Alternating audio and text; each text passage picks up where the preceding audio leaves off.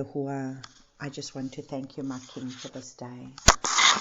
I thank you, my Father, for what you are doing in our lives in this hour.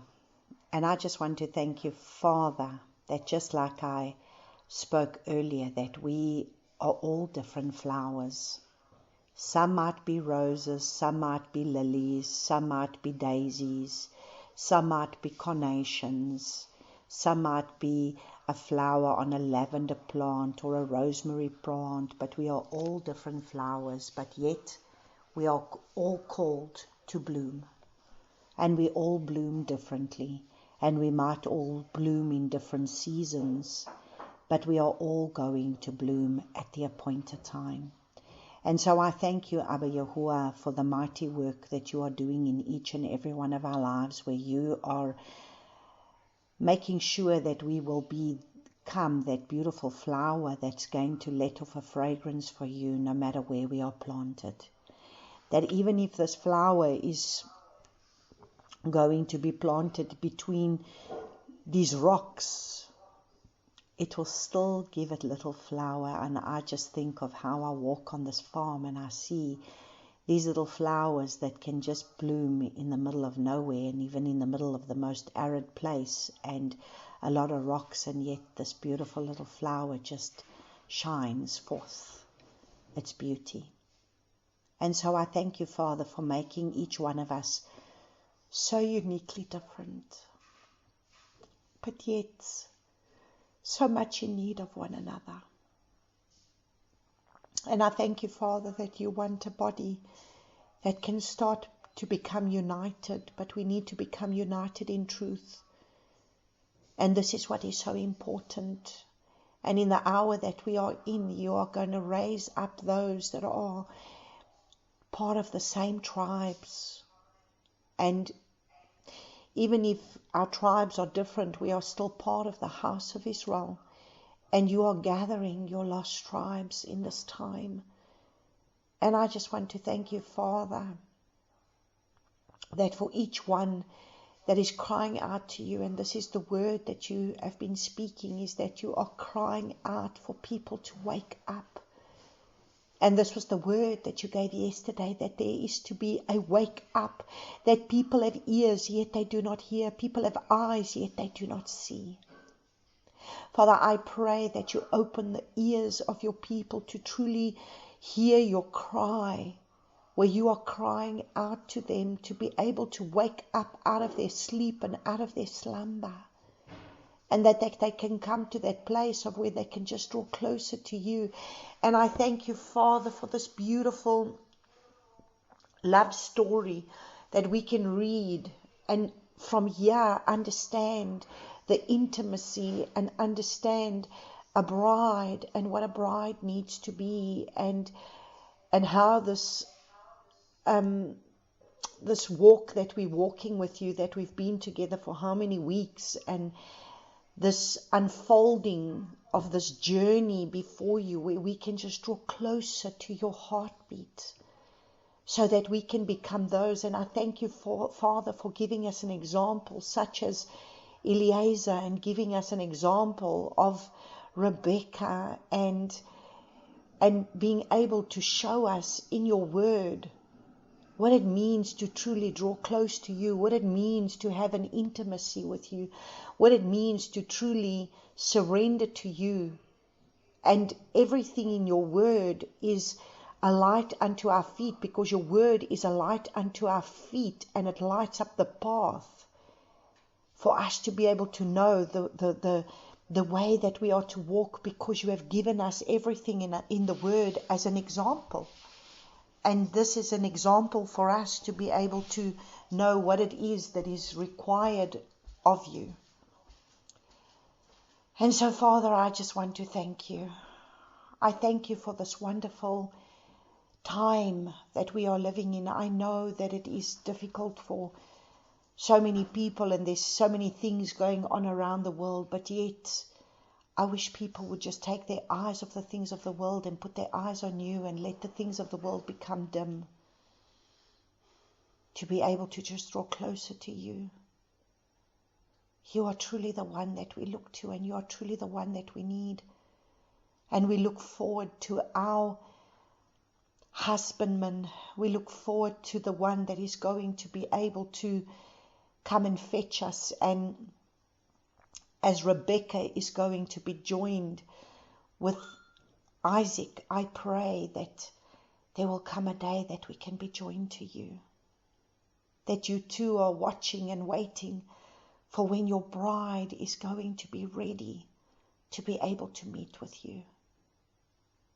And so I look forward to that day, and I'm sure all of us look forward to that day. And Father, I pray, prepare our hearts, prepare our minds, prepare our lives, that we can become that bride that will be set apart, pure and holy unto you.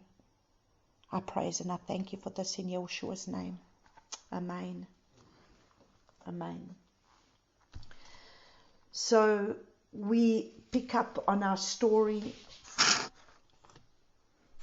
as we looked into our lesson last week, as we saw Abraham, and now Abraham speaks to Elihazer, and he is wanting him to be able to go and find a wife for his son Isaac, as Isaac is now getting to that place of where he needs a wife. And in verses 7, chapter 24, verses 7, we hear him saying, "And the Lord of heaven, who took me from my father's house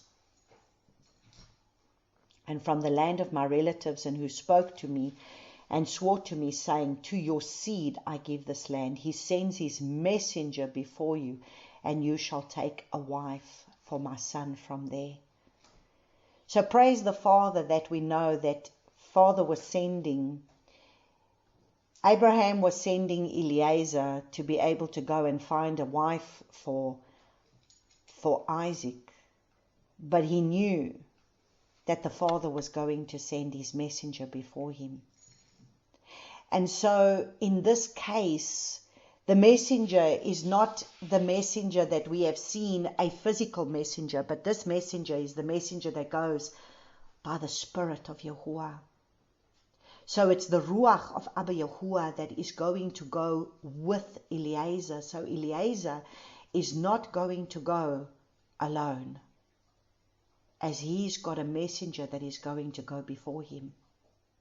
And this messenger is not going to be a messenger that is going to be to the visible eye, but it is the Ruach of Yahuwah that has gone ahead of him. And Abraham makes him swear to say that he is going to go into this specific land, and he is going to be able to go to the land of his relatives in order to be able to find himself a wife, to find Isaac a wife. And we saw in verses 12, and he said to Yahuwah, this is now Elihazer going to go, and he said to Yahuwah, he speaks to the Eluah, to Yahuwah of his master Abraham, please cause her to meet before me this day and show loving commitment to my master Abraham. So we see here how Elihazer is going to be able to call out to the Father to be able to help him. As by this time we see a man who has truly developed a relationship with Abba Father, because he has seen his own master. He has seen, he's walked with his master. He has seen the relationship that his master had with his father, with the living Father. And my question to you today is, if people would look at your life, can they see the relationship that you have with your Father? Can they draw close to your master, to your creator, because of your life? Because at the end of the day, that is how we need to, sometimes it's not because of the much preaching that we can do, but it's the life that we live and what people can see in our lives that makes people see if we draw close to the Father or not. Do we walk with Him? Do we hear Him? Do we know Him? How do we worship our Creator? And so he stands and he goes to this well, and he sees these young ladies are going to come and draw water. And then in verses 14 he says, now let it be that the young woman, again he speaks to Abba Father, and he says, now let it be that the young woman to whom I say, please let down your jar to let me drink, and she says, drink, and let me water your camels too, let her be the one whom you have appointed for your servant Yitzhak. And let me know by this that you have shown loving commitment to my master. And so, we saw that there's a man that seeks the Father. There is a man that is seeking the Father. He's praying. He's seeking the Father. He's not going to do his own thing. He's not just deciding that this is a good idea. I'm going to go there. I'm going to look at a woman.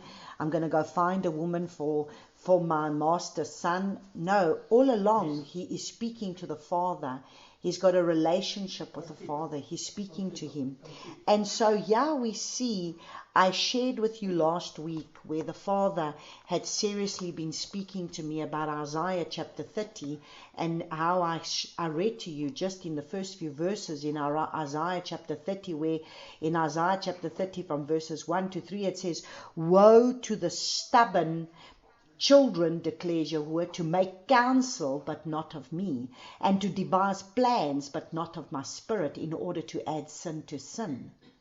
So you see, they seek counsel, but not of Him.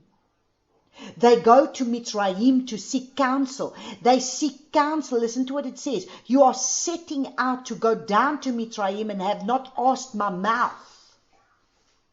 So you do not seek Him.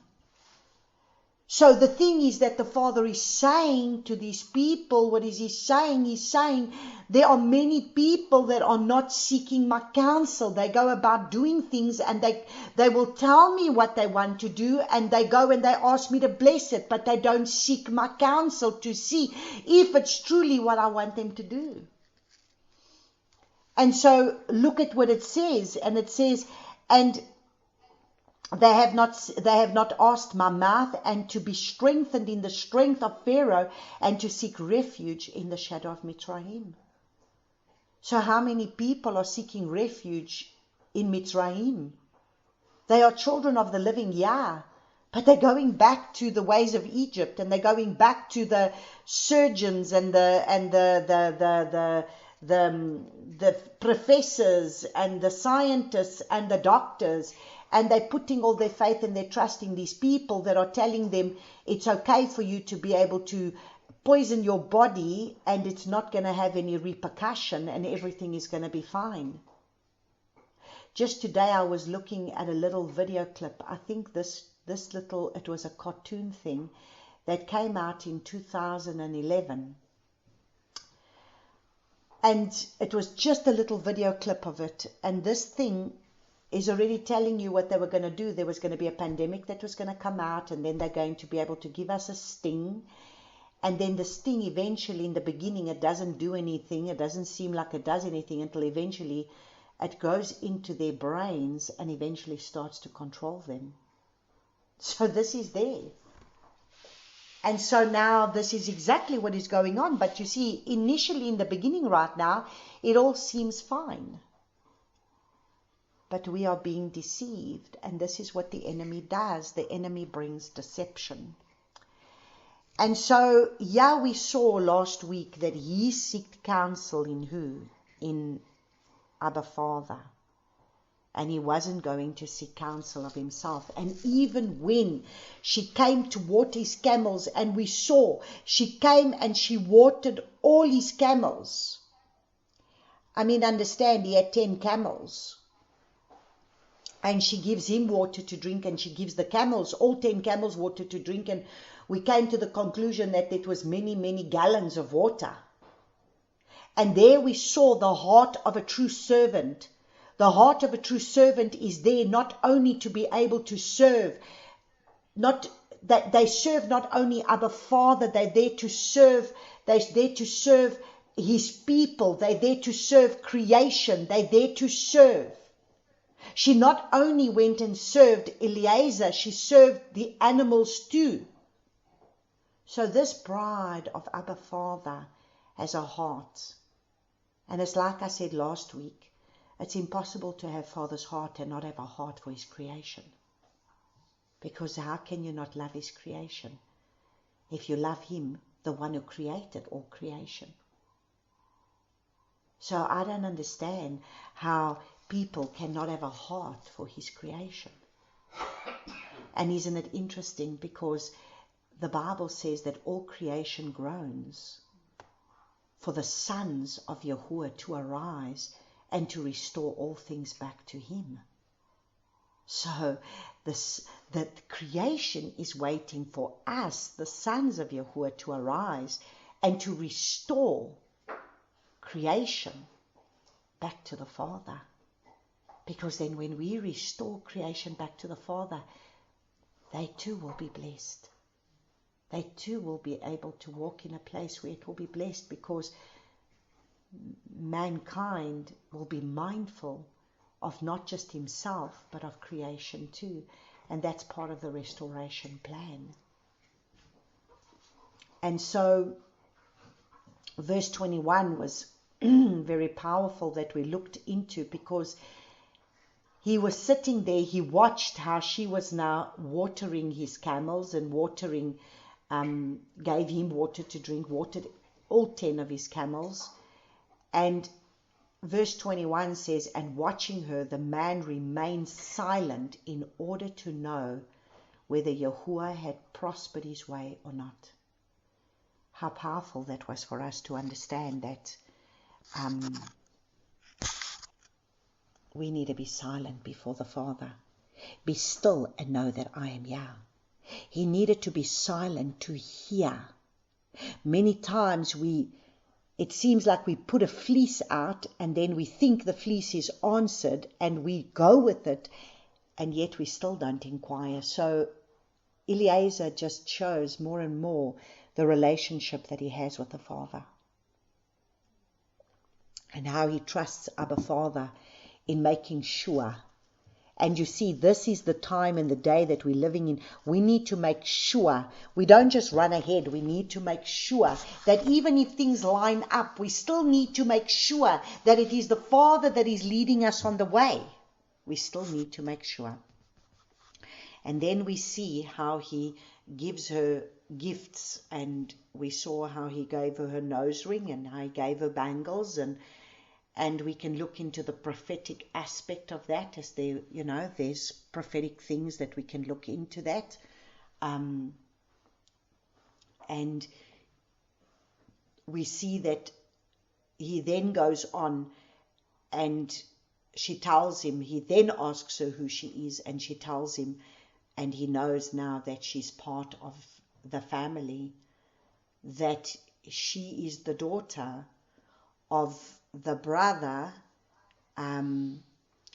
she is the daughter of one of the children of Milcah, that is from Abraham's brother Nahor, and she's one of the daughters of one of the children. And so we know that Elihazer now he knows that this is the right woman for Yitzhak. And then we basically, the minute he finds out, we see that he bows his head and he worshipped Yahuwah.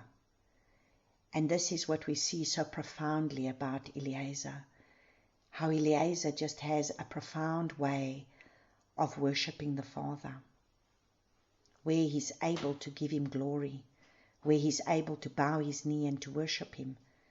And like I said last week, how many times Father comes through for us and we don't even know how to say thank you. And then by verse 34, he's now speaking to her brother. Rivkah has a brother, and Laban, and he's now speaking to him, and he says, and he said, I am Abraham's servant, and Yahuwah has blessed my master, from verses 34 and 35, exceedingly, and he has become great, and he has given him flocks and herds and silver and gold and male and female servants and camels and donkeys. So this is now when he's busy, he's speaking to Rivkah, and he's telling Rivkah and Laban that he comes from Abraham, and like I explained last week, that I said how amazing it is that he's able to give glory to the Father in how the Father has blessed Abraham.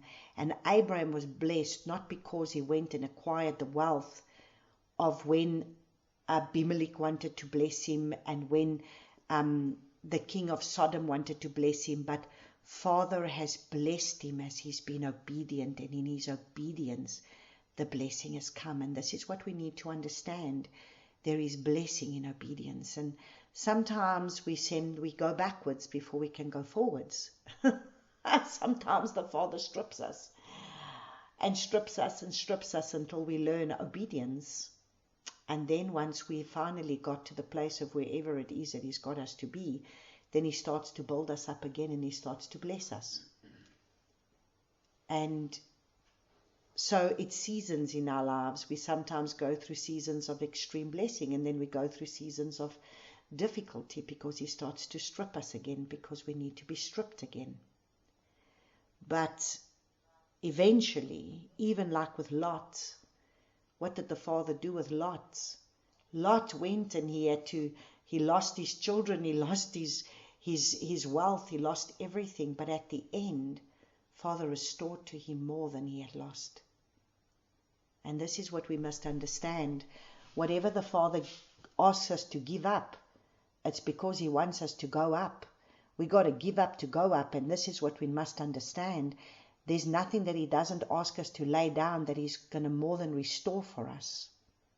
So we basically ended at 35, and today we're going to pick up the story again from verses 36, and it says, And Sarah, my master's wife, bore a son to my master when she was old, and he has given to him all that he has. And my master made me swear, saying, Do not take a wife for my son from the daughters of the Canaanites in whose land I dwell. So do you see how important it is that we are not to become one with those that are not of our tribe? And when I say of our tribe, I mean, what fellowship has a believer with a non-believer? And we are not to be equally yoked. We are not to be yoked to non-believers. And that is why Abraham did not want him to be able to go and get a wife for Isaac that was going to come from those people in Canaan that were the Canaanites, because their bloodline was not the pure bloodline. Abraham knew that through this genealogy he was going to be able to make sure that he wanted to be able to keep the bloodline to be able to come down, because remember, Abraham's bloodline comes down from Shem, not from Japheth, not from Ham, but from Shem. And this is what we need to understand, is that this is the bloodline that is to be able to be set apart. You must understand, Father is very particular in when he does things in the genealogy that he does. And we've gone much into genealogies, and we've understood the significance of the genealogy. And so when people want to turn around and say to me, well, you know what, Abraham was just a heathen, he was a Gentile. And I say, excuse me, Abraham a Gentile? No, Abraham came from the bloodline of Shem. And Shem is the name. Shem, meaning the name. And he was going to be the one that was going to bear the name and carry the name of Abba Yahuwah. And because of that, there is a responsibility that it needs to come down the bloodline. And that is why Father makes sure that even as we're going to be able to look into the weeks ahead, and we're going to see that when eventually Rebekah is going to fall pregnant, and then she has Jacob and Esau, she makes sure that again, Jacob has got to go back to her brother to go and fetch a wife from there. Because it's got to stay in the bloodline. Because it's got to stay in the bloodline that comes down from Shem. Because Abraham's father came down from the bloodline that came from Shem. And this is important for us to understand. Because we don't just come from a wayward bloodline. We come from a bloodline that comes down from the chosen, that the father chose, that Shem was the one that was going to inherit the land. And Japheth would dwell in that land. And Ham would be his servant. But yet the promise was given to Shem. So it's important for us to understand that this isn't just a case of to say, well, you know what, I'm just going to go marry some woman because you know what, I need to get married. It's a case of I need to marry the right person because Father is interested in the bloodline. And so therefore we must understand, don't just look at a genealogy and look over it and say, well, this is not important. There's always something about a genealogy that is important. Because our Messiah comes from a bloodline, and he comes from the bloodline of Yehudah, and there is an importance in that. Because that was the promise that was made to that tribe. And so in everything, Father has a reason why he does what he does. And so we look and we see, and it says, verse 39, and I said to my master, what if the woman does not follow me? But he said to me, Yahuwah, before whom I walk, sends his messenger with you, and shall prosper your way. And you shall take a wife for my son, from my relatives and my father's house. So you see, there was a messenger that was sent before him. And who was this messenger? We understand that the messenger didn't, in this case, the messenger was not a physical messenger that appeared to him physically. So who is this messenger? This messenger is the messenger again as Yoshua, but in the person of the Ruach HaKodesh, because it's the Ruach of Yahuwah. And then when you go to my relatives, you are to be released from this oath. And if they do not give her to you, then you are released from my oath. And this day I came to the fountain and said, Yahuwah, Lu of my master, Abraham, please, if you are prospering the way in which I am going. So do you see? Again, we see the character of Elihazer. We see that Elihazer the whole time is communing, he's communicating with the Ruach of Yahuwah. And so understand, even though the Ruach in this time would not have been given because, they were offering sacrifices, but yeah, we see that Abraham said, I send the messenger with you. So my Ruach is going to go with you. My Ruach is going to be with you. So as he's speaking, the Ruach is with him. The Ruach of Yahuwah is with him. He's able to speak to him. He's able to commune with him. How much more we who have received Yahushua, and Yahushua has given us the Ruach of Yahuwah. Do we commune with him? Do we ask Abba Father the way? Do we ask Abba Father to help us? Do we seek Abba Father in everything that we do, or do we just go about our lives? What do we do?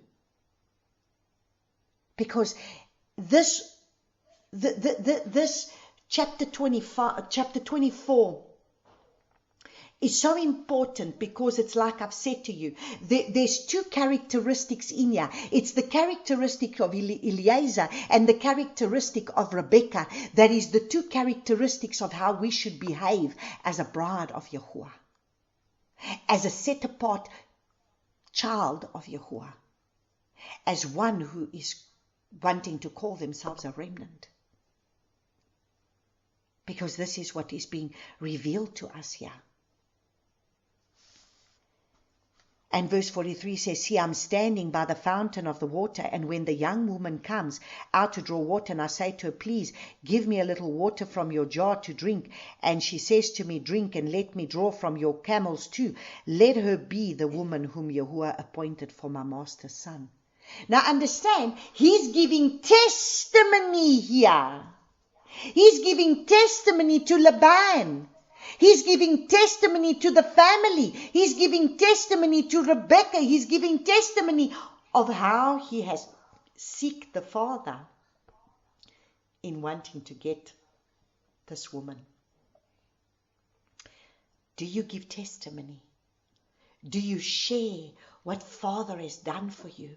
How Father led you, what Father did for you? Do you give testimony of His goodness, of how He's led you, of what He's done? Do you give testimony? Do you give testimony to the Father? Because it's so important for us to give testimony. Because how are they going to know who He is? How are they going to know who He is? How are they going to know what He's about? How are they going to know unless you are going to testify?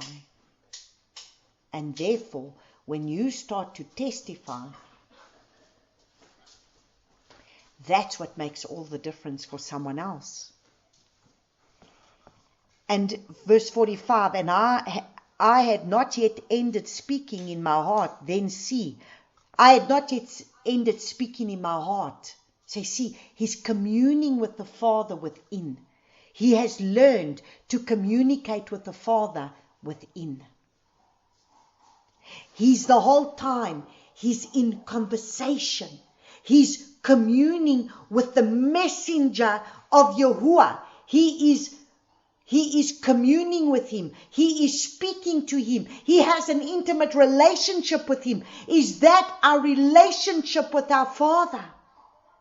Because remember, it's the Spirit of Abba Yahuwah that we are communing with. So it is Abba Yahuwah himself. That's what we must understand. Then see, Rivkah was coming out with her jar on her shoulder, and she went down to the fountain and drew water. And I said to her, please let me drink. And she hurried and let her jar down from her shoulder and said, drink, and let me water your camels too. So I drank, and she watered the camels too. And I asked her and said, whose daughter are you? And she said, the daughter of Bethuel, Nahor's son, whom Milcah bore to him. Then I put the nose ring on her nose and the bracelets on her wrists. So last week we looked into this and we said, the nose ring.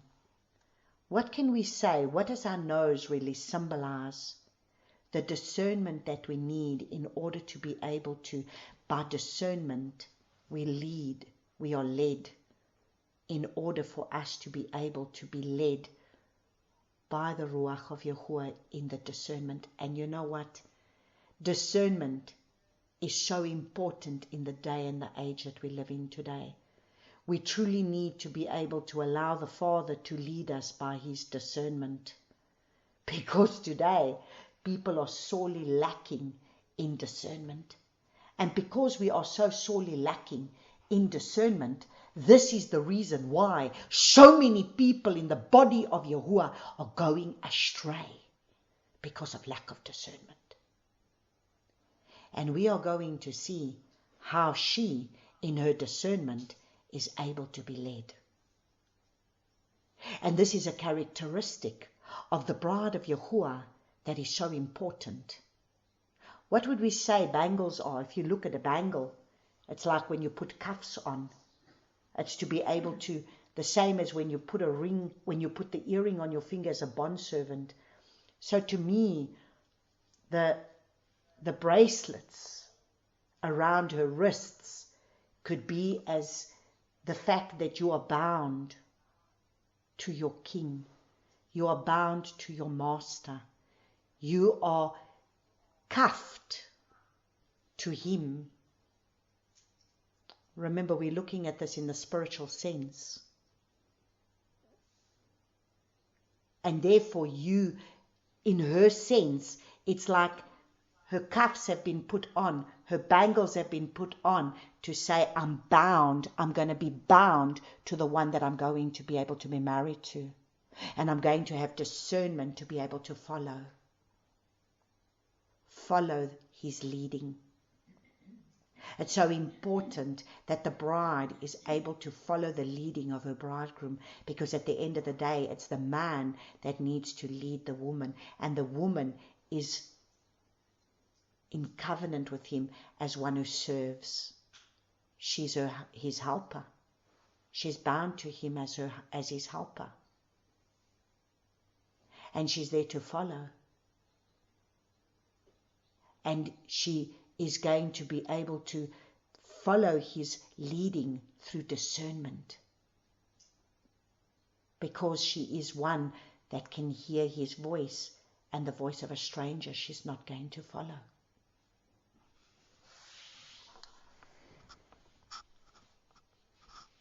And it says, and verse 47, and I asked her, okay, then we've read that, verse 48, and I bowed my head and worshipped Yahuwah, and blessed Yahuwah, Eloah of my master Abraham, who had led me in the true way.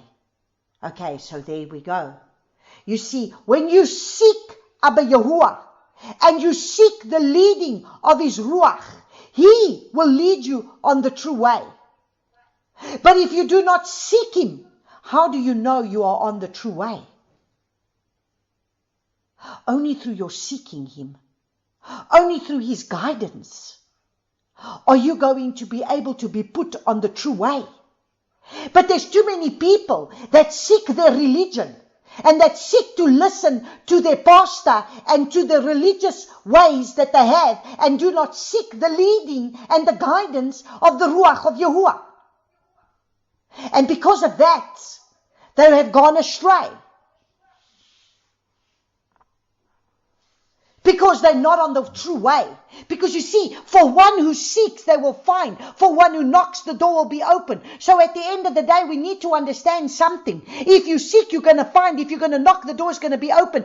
And you need to be able to seek him. And you will, if you seek him, you will find him when you seek him with your whole heart. And that is what we look at if we're going to go to Jeremiah. I mean, this is just coming up to me at the moment. It's one of my favorite scriptures. I share it all the time. And maybe I've shared it, but I'll share it again, because it's so important for us to be able to understand, because there's different levels of people. There's different levels of people. And so in Jeremiah chapter 29, and everybody knows verse 11, because in verse 11 it says, for I know the plans I'm planning for you, declares Yahuwah, plans of peace and not of evil, to give you a future and an expectancy. Oh, everybody knows how to quote Jeremiah chapter 29 verse 11, but let's go a little bit further. Then you shall call on me. So those are those in the outer court. You shall call on me. You call on me, and you shall be saved. Those who call on the name of Yahuwah shall be saved. So there's those in the outer court. They are calling on the name of Yahuwah. And you shall come and pray to me. This is another level now. So now you don't only call on him. There's salvation, but then once you've been saved, then you start to pray to him. And you start to pray, and there's people pray all their prayers, and we continue to pray, and we are praying, but there comes a time that we've got to get past just our prayers. Because when we are praying, it says, and I shall listen to you. So those are those that are then in the holy place. They're praying. They're drawing closer to him, and they're praying. But then there's those in chapter 13. And verse 13. And in verse 13 it says, and you shall seek me, and you shall find me, when you search for me with all your heart. So you see, if you're not going to seek for him with all your heart, you are not going to be put on the way. So then we want to get upset with people, because we try and give them the revelation of the things that the Father's revealing us. But the person is happy to stay where they are, because this is the level of revelation that they have. And they're not seeking Father to be truly be put on the way. They're happy to be in the place where they are, and they're not going to go any deeper with him. And therefore they're happy to be where they are. So you know what? If you want to be in the outer court, it's fine to be in the outer court. If you want to be in the holy place, it's okay to be in the holy place. But if you want to go into the Holy of Holies, where you truly want to come before him face to face, then you are going to understand in a few weeks' time, when we're going to get to Jacob, we are going to understand that Jacob had to wrestle with the messenger so that his name could be changed and that he could come before him face to face. Now there's a wrestling that's going to come with that. And that means that you are going to want to seek him. And when you seek him, you will find me and search for me with all your heart. So if you're not searching the Father for all your heart, do you see how many times has Elihazer said now, and then I asked him, and then I prayed to him, and then I worshipped him, and he's got a relationship with him. Now listen to verse 14. And I shall be found by you, declares Yahuwah, and I shall turn back your captivity, and shall gather you from all the nations, and from all the places where I have driven you, declares Yahuwah, and I shall bring you back to the place from which I have exiled you. So you see, we are in exile. And if we want to be brought back to the place from where we are exiled, then we need to understand that we need to be put on the way. Because right now, there's many people that are thinking that they are right, and thinking that what they do is right, and thinking that the religion that they have is right, but they actually have never really sought him to be able to go deep with him, so they are not on the true way. Because they haven't really sought him to be able to find him. They have just been praying. So there's a difference between one who's just praying. There's a difference between one who's just prays, but never goes deep. There's a difference between one who prays, but never prays in order to be able to want to change. They pray because they pray for what the Father must do for their lives, but they never pray to be able to go deep, to be able to truly know the one whom they serve. And that's the difference. How deep are we willing to go?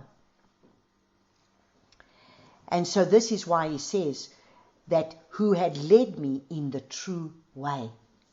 Because at the end of the day, there is a way that seems right unto man, but yet its way leads to death. And so therefore, we need to seek the Father to be put on the right way. And that's why the Father said, my child, there are many that are on a way, but they are on the wrong way. They have gone and followed their religious ways, and they followed their religious leaders, and they followed all these religious things, and yet their way is going to lead them to destruction in the end. And that is why there is a way that is the true way. And that true way is only going to be revealed when we really start to seek him intimately. There is a way that is a true way for your life. You have a scroll that is of your life. A scroll that you have to walk in. And you have to seek him in order for him to be able to open up your scroll. For you to be able to walk in that scroll. And not just go about doing a bunch of things that you think is going to be pleasing to him. And yet at the end of the day it might be something that he never ordained for you to do. And that is why he needs intimacy. And that is why we are in this time. And that is why he's going to be able to put us in a hedge. He puts a hedge around you. And he heads you in this way, and he heads you in that way, so that every time you don't know which way to go, until eventually he hedges you in so that you can seek him.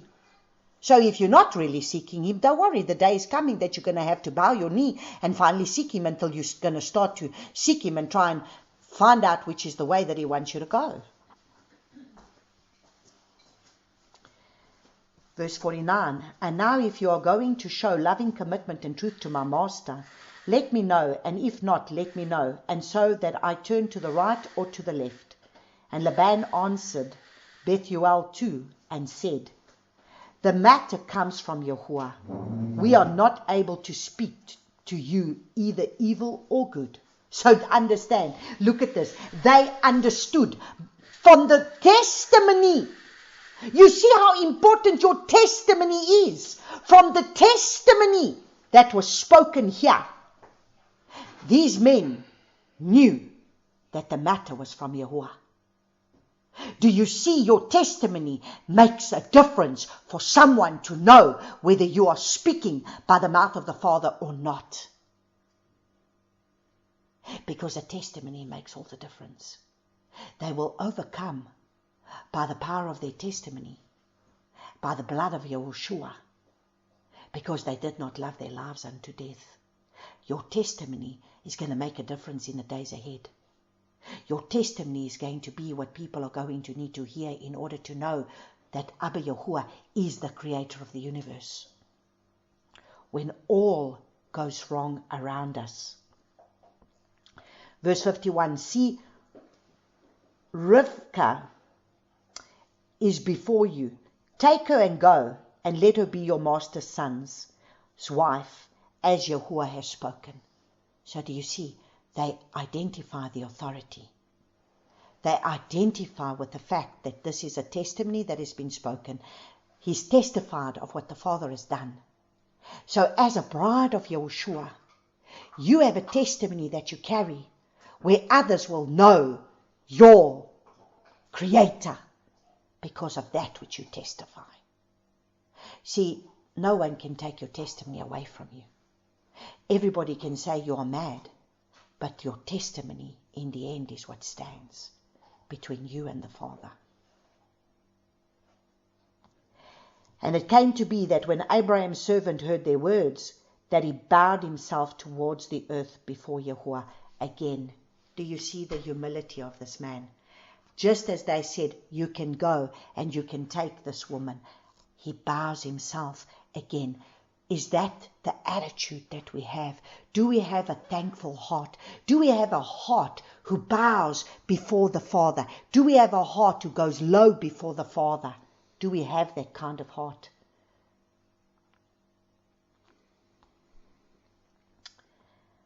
And the servant brought out ornaments of silver and ornaments of gold and ornaments and garments and gave them to Rivkah. And also gave costly gifts to her brother and to her mother. Isn't it amazing that when you walk with the Father, you not only become a blessing, but you become a blessing to others? So here you see how Abraham has been so blessed by the Father that his wealth is being able to bless those around him because of the blessing that he walks with the Father. So as the Father starts to bless you, your wealth is not for yourself. Your wealth is to be extended to those that are around you so that you can become a blessing for those that will come around you. For those that need themselves to see the Father and give glory to the Father for that which they can see in your life and the blessings that they can see in your life. And I just want to be able to just speak to the one that's maybe listening and maybe their lives are not there. For a long time, my life has not been there more than it has been there because it's been a real struggle and there was drought and difficult times. But that is what I say, it's a season. And the season will turn and the season will change. But you see, in that season of when you're going through the difficulty, are you still going out of your way to be a blessing? Even when you do not have, do you still give of what you don't have? Or do you hold back? What do you do? Because that's going to make all the difference. And it came to be when Abraham's servant heard these words that he bowed, and the servant brought out ornaments. Okay, we read that. And he and the men who were with him ate and drank and spent the night. When they arose in the morning, he said, "Let me go to my master." But her brother and her mother said, "Let the young woman stay with us a few days, at least 10. Then you go." Again 10. You see, 10 is the number of completion. 10 is also the number of testing and trialing. This was a test and this was going to be a trial. 10 days. Remember, in the book of Revelation, the church of Smyrna, they tested and trialed 10 days. 10 is the number of divine spiritual order. And 10 is the number of completion. And so here is a test. Let her stay with us at least 10 days. Not even one more day, not 2 days, 10 days. And now look and see. And he said to them, "Do not delay me, since Yahuwah has prospered my way. Let me go so that I go to my master." So you see, there will be those that are going to be tested and trialed 10 days. And it's as if they're not going to be able to come out of this test because it looks like Yeshua is not coming. Even though the test and the trial is going to be there 10 days, you stay faithful because you're going to hear Rivkah's answer. And we are to be, just like Rebekah had to be faithful, that even if it is that we are going to be tested and trial 10 days, we are to be staying faithful, to know that our Messiah is coming for us. He's going to fetch us. Listen to what happens here in verse 57 and verse 58. And they said, let us call the young woman and ask her. So they called Rivkah, and said to her, are you going with this man? And she said, I shall go. Is that what you will say to your king? Is that what you will say to your king, even when he asks you to walk the straight and narrow path? Will you be willing to let go of your family? Will you be willing to let go of your loved ones? Will you be willing to go the narrow path? Will you be willing to let go of all of that you have, that you hold so dear to, and say, I will go? My family wants me to stay. My family wants me to stay a little bit longer. My family wants me to stay with them. But will you be the bride of Yeshua that will go at whatever cost, at whatever it takes, that you will say, I will go? Will you go even unto death, is what he asks of us in this hour. Will you be willing to go, even if it means it's going to cost your life? Will you be willing to go? Or will you look around you? Will you look around you? Will you look at that which is going on around you and say, well, you know what, I will rather stay? Will you go? So the Father asks us that question. Let's ask her. Let's ask her. Let's ask the bride. Will she go? Remember, let's go look at Matthew. Matthew chapter 10. Listen to what it says. Matthew chapter 10, from verses 33, it says, Matthew chapter 10 from verses 33, but whoever shall deny me before men, him I shall also deny before my Father who is in heaven. Do not think that I have come to bring peace on the earth. I did not come to bring peace, but a sword. For I have come to bring division, a man against his father, a daughter against her mother, and a daughter-in-law against her mother-in-law, and a man's enemies are those of his own household. These days are ahead of us. These days are ahead of us. And he who loves father or mother more than me is not worthy of me, and he who loves son or daughter more than me is not worthy of me. Nobody that loves any of their siblings or any of their children or any of their grandchildren, because it's not even grandchildren, but there are people that are more attached to their grandchildren than they even are to their children. And therefore, Father says, you are to love no one and nothing more than you love me. And he who does not take up his stake and follow after me is not worthy of me. And he who has found his life shall lose it. And he that has lost his life for my sake shall find it. He who receives you receives me, and he who receives me receives him who sent me. So you see, Rebekah is confronted with an issue to say, well, you can still stay another 10 days. Sometimes staying another 10 days can cost you many things. And what does she make the decision? I shall go. So when the time comes that you hear the voice of your bridegroom say, pack your bag, it's time to go, will you pack and will you go? For some it means they're going to have to leave everything behind. For some it might even mean that they might have to even leave family members behind, because the family members are not where they need to be. And the Father will speak and say, go. And if you speak to the family members and the family members do not want to go, what must you do? Will you go or will you stay? So they let Rivkah, their sister, and her nurse, and Abraham's servant and his men, and they blessed Rivkah and said to her, "Let our sister become the mother of thousands, of 10,000s, and let your seed possess the gates of those who hate them." So you see, the same blessing that was upon Sarah is now going to be upon Rebekah. She will become the mother of thousands, of 10,000s.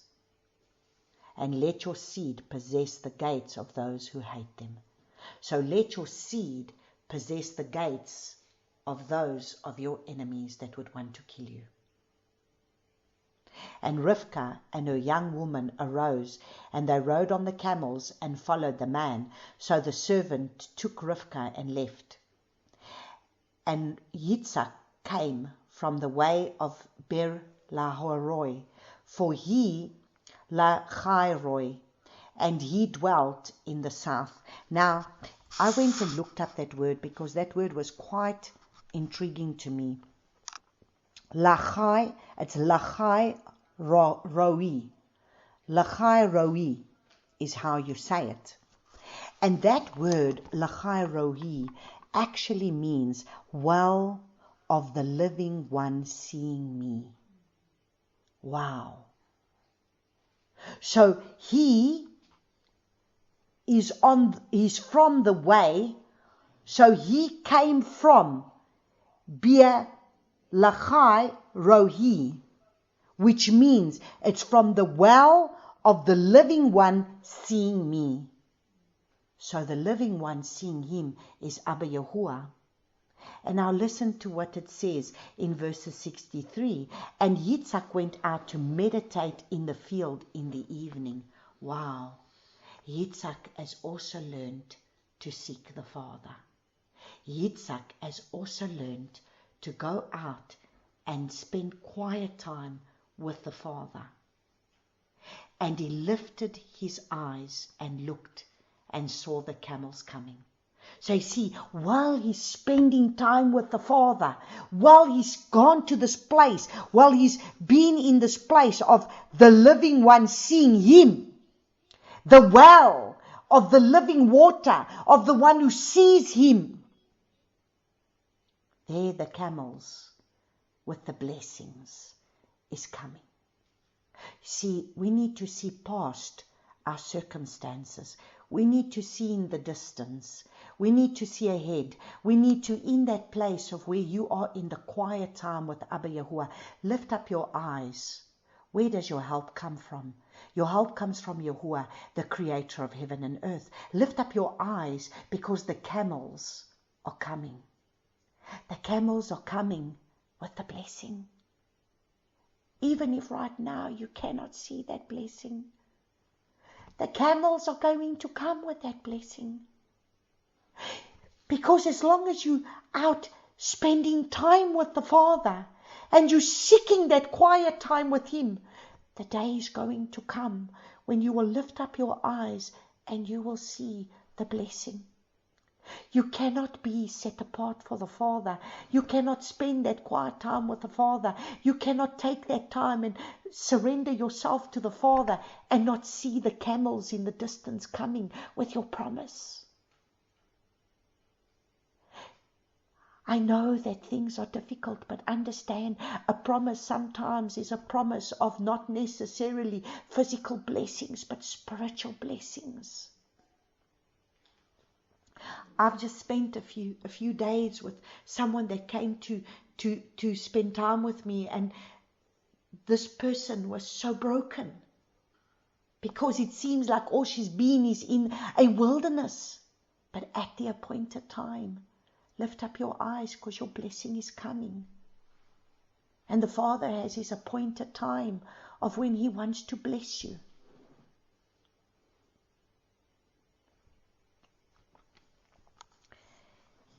And Rivkah lifted her eyes, and when she saw Yitzhak, she dismounted from her camel.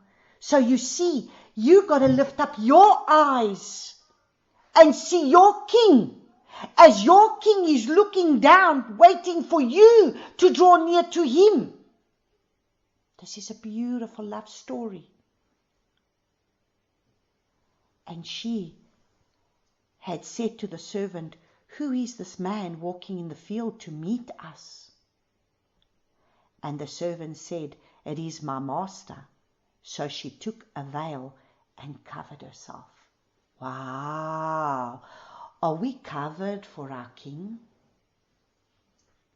Do you have the right attire on for your king? Are you covered?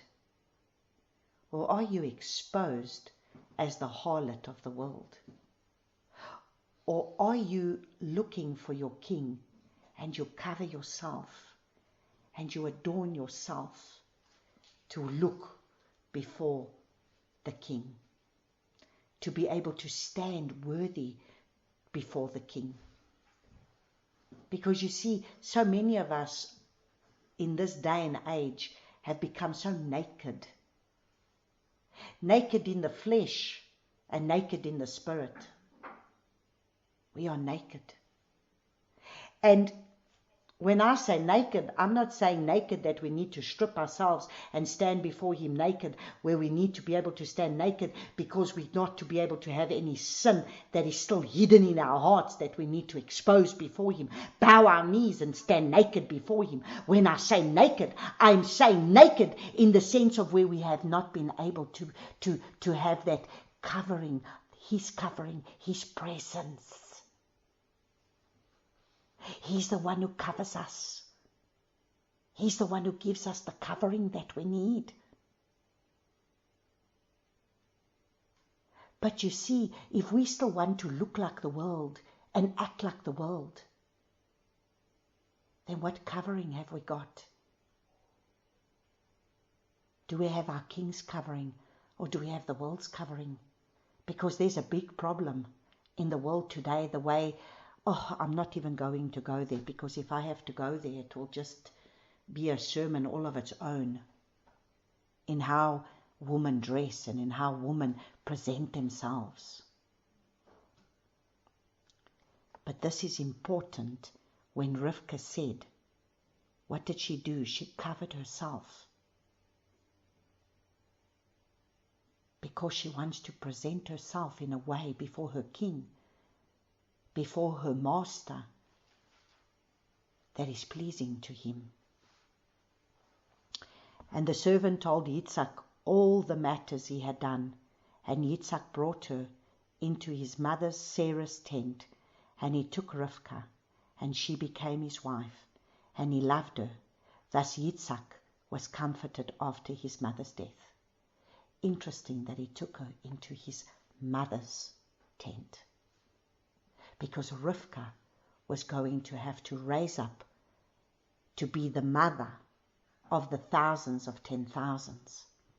And in his mother's tent, where she bore him, now Rivkah is going to bear the promised seed that is to come. And so praise Abba Father for this beautiful story that is so profound, to be able to reveal to us the heart of a true bride, of a servant. Rebekah's servanthood, Rebekah's heart, Rebekah's way. Rebekah quickly, look and see what she did when she said to the servant, "Who is this?" And Rebekah lifted her eyes, and when she saw Yitzhak, she dismounted from her camel. She wants to go to her. She dismounted. She came off that place of where this place of safety, this camel that she's on. It's giving us this thing of where doesn't matter where you are right now. You will leave where you are. You'll get off of where you are. You will come out of where you are, and you will go to meet your beloved. You're not going to be bound by that which you are on. That which has transported you has only brought you to a point. It's time for you to run into the arms of your beloved. So don't worry where you see yourself right now. Don't worry where you find yourself right now. Whatever it is or wherever you are, the camel is to bring you to the place of where you need to meet the King. And that camel can represent itself in different things. Hardships, trials, difficulties. But when you're going to lift up your eyes, you are going to see your King in the distance. And you're going to run towards your King. Because He's waiting. He's waiting for His beloved. He's waiting for her to be able to embrace Him, and He is waiting to embrace her. So that from there can come a unity that can make the difference in a dying world right now. Let us pray. Oh, Abba Yahuwah, I just want to thank you. I thank you for the way your word just opens up your heart to us. How you long for your bride. How you long for us to be able to come and be intimate with you, and we will not be apart from you. And even right now, as we find ourselves in our wilderness, we have to lift up our eyes and know that you are waiting and we are waiting. But the day will come where there will be such a unity. And from that unity there is a destiny that will be fulfilled. And Father, I pray that in this time, in this hour, that there will be this unity that can come within us for destiny, for each one of our lives. We have a scroll that needs to be fulfilled. But Abba Father, so many of us are still stuck in our ways because we either have wanted to stay where we are and we haven't wanted to move forward, or we bound by things. But Father, I pray that we will have the discernment and that we will want to be able to be bound only to our King. And like Rebekah, that we will be excited. That we will say, I will go. And that we will go no matter the cost. And that we will go no matter what it's going to be able to cost us in the long run. Because we are excited. I get so excited when I read this because it just excites me. Because when I think of the heart of a bride, when she is a bride to be that is ready to be able to meet her bridegroom, and all the preparations that go into it and everything that's got to take place, it's so exciting. And Father, I know that there's just so many things that's going on around your people right now that doesn't make them excited about your coming. But we are to be rejoicing, and we are to be like the two ways. Rebekah was on her camel and she looked in the distance and she saw him and she dismounted her camel, and yet Isaac was sitting and he was meditating and he looked up and he saw the camels coming and he went. And so there is this unity that needs to take place right now. That I just see, Father, that there is such a unity that has got to take place in the spirit before there will be a physical unity. There is a spiritual unity that needs to take place. There is a spiritual coming together that needs to take place now. And then at a later stage, the physical will then take place. But help us, Father, to be able to come to this place in the spiritual realm. That we, like Rebekah, will say, I will go. That we, like Rebekah, are looking, as we sit on our camel, we're looking for our bridegroom, to meet with him. And that we will be willing to dismount that camel and run. Cover ourselves, Father. Adorn ourselves with your presence. and teach us what that means. Because we need to understand that. What does it mean to cover ourselves? What does it mean? We are not for the eyes of all this world so that they can lust after us. But we are to be those covered only for the eyes of our King. Wow, how beautiful that is, Father. A harlot will expose herself for the eyes of every man, but a true set-apart bride covers herself for the eyes of her husband. Are we that bride that is willing to cover ourselves for the eyes of our bridegroom? Or do we want the harlot fees of the world and what the world has to give us? Help us, my Father. Oh, Father, I thank you. I thank you, my King. I thank you for the deep work that you're doing in each and every one of us in this hour. I thank you that you're drawing us closer and closer to you day by day, so that unity, that was that unity in a tent that spoke destiny. It was a tent of Sarah that was a tent of destiny. It was a tent that gave birth to destiny. So our unity with you will give birth to destiny. And so I thank you, Abba Father, for this word. I thank you for each one on this group, Father, where we find ourselves in our different places, that you help us to become the bride by looking at the ways of Elihazer, by looking at the ways of Rebekah, and helping us to be able to be that servant bride that you have called us to be in Yeshua's name. Amen.